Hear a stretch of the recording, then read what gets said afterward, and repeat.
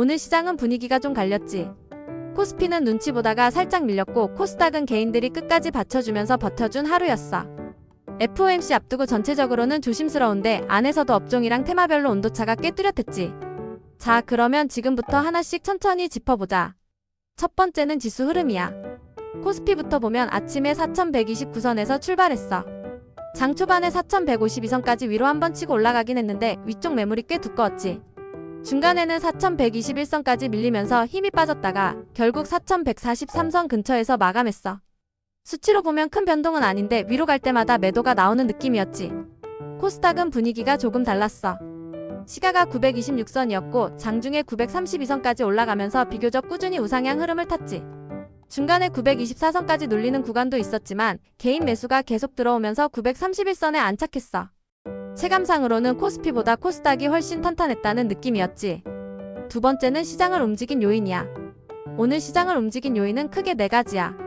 미국장 조정, FOMC에 대한 경계, 글로벌 이슈들, 그리고 개별 업종의 직접적인 재료들이 있었어. 먼저 미국 증시가 어제 FOMC 앞두고 관망세가 짙었지. 여기에 미 국채금리가 다시 올라가면서 3대 지수가 전반적으로 약세였고 유럽도 혼조로 끝났어. 그래서 우리 시장도 아침부터 공격적으로 살 분위기는 아니었지. 이번 12월 FOMC가 핵심이야. 지금 시장은 25bp 인하 쪽에 거의 90% 가까이 베팅이 돼 있는데 사실 금리 인하 자체보다 분기 경제 전망이랑 점도표가 더 중요하다는 인식이 커졌어.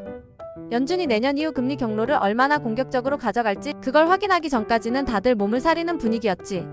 이어서는 유럽이랑 일본 쪽 이슈도 있었어.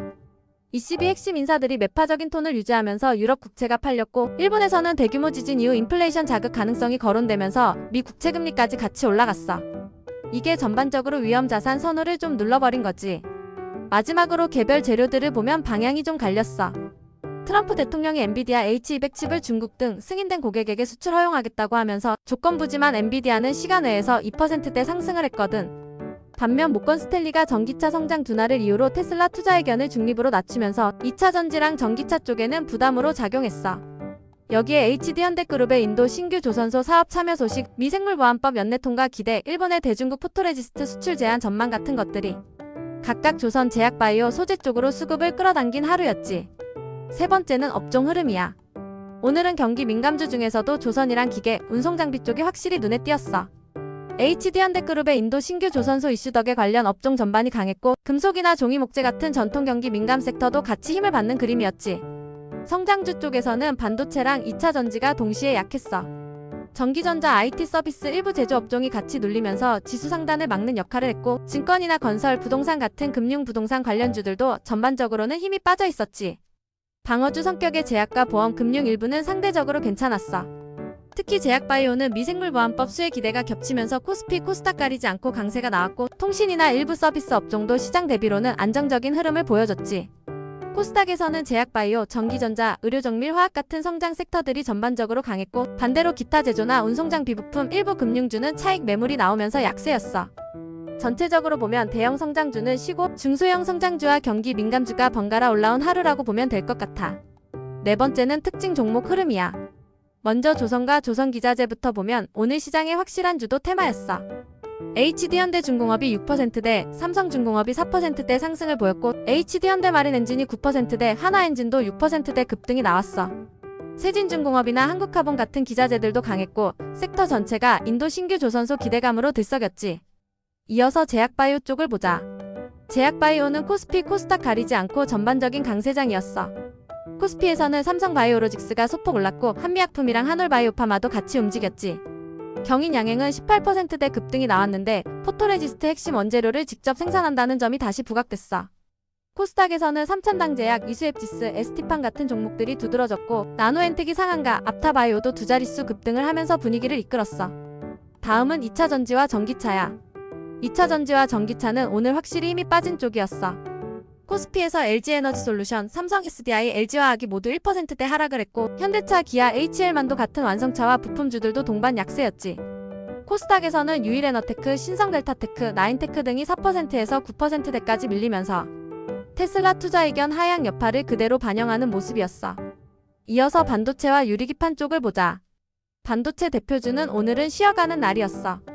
삼성전자가 1%대, SK하이닉스가 1%대 후반 하락을 했고 엔비디아 H200 대중 수출 허용 소식이 있었음에도 국내 대형주는 차익 매물이 우세했지. 반대로 유리기판 테마는 강했어. 피롭틱스, 한빌레이저, 이노메트리, JNTC, 캠트로닉스 같은 종목들이 삼성전자의 유리기판 사업 확대 기대감에 힘입어서 일제히 상승했어. 다음은 소비와 유통 쪽이야. 소비 관련해서는 신세계가 2%대 상승을 했어. 11월 매출이 잘 나왔다는 소식이 반영되면서 경기 둔화 우려 속에서도 선택적인 소비주는 여전히 기회가 있다는 걸 보여줬지. 반면 카카오나 NAVR 같은 플랫폼 대형주는 오늘은 지수와 비슷하거나 살짝 약한 정도였어. 마지막으로 개별 이슈 종목들을 보면 성우전자가 상한가를 기록했는데 엔비디아 자회사에 납품하는 ADS-테크 인수 모멘텀이 부각됐고 테라뷰는 100% 급등, 캠시스는 감자와 유상증자 결정 여파로 하한가를 기록했어. 전체적으로 보면 조선과 제약바이오가 시장을 끌어올렸고 2차전지와 대형 반도체가 조정을 받으면서 스타일이 확 갈리는 장이었지. 다섯 번째는 수급 흐름이야. 코스피에서는 외국인이 912억 정도를 팔았고 개인도 130억 정도를 순매도했어. 반대로 기관이 494억 정도를 사들이면서 지수 하락을 어느 정도 방어해준 그림이었지. 외국인과 개인이 같이 팔고 기관이 받는 구조라서 대형 성장주보다는 기관이 선호하는 일부 가치주나 방어주 쪽으로 수급이 쏠렸다고 보면 돼. 코스닥은 완전히 반대였어. 개인이 2,306억을 순매수하면서 시장을 끌어올렸고 외국인은 618억, 기관은 1,228억을 팔면서 차익 실현에 나섰지.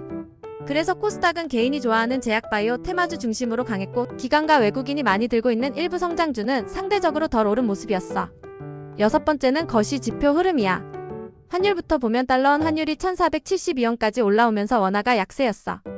국고채 금리는 3년물이랑 10년물 모두 상승하면서 금리 부담이 다시 커지는 방향이었지. 채권 선물도 3년, 10년 모두 약세를 보이면서 안전자산 선호가 다소 약해진 하루였어. 정리하면 FOMC를 앞두고 금리와 환율이 동시에 부담을 주는 환경이었는데 그 와중에도 일부 업종과 테마로 수급이 쏠리면서 시장이 완전히 무너지지는 않은 정도라고 보면 돼. 오늘 시장은 FOMC를 앞둔 눈치보기 장세 속에서 조선과 제약바이오 같은 뚜렷한 테마만 강하게 부각된 날이었어. 내일은 FOMC 결과와 점도표가 나오면서 금리와 성장주 그리고 환율 방향까지 한 번에 재정비되는 구간이 될 가능성이 크다고 봐.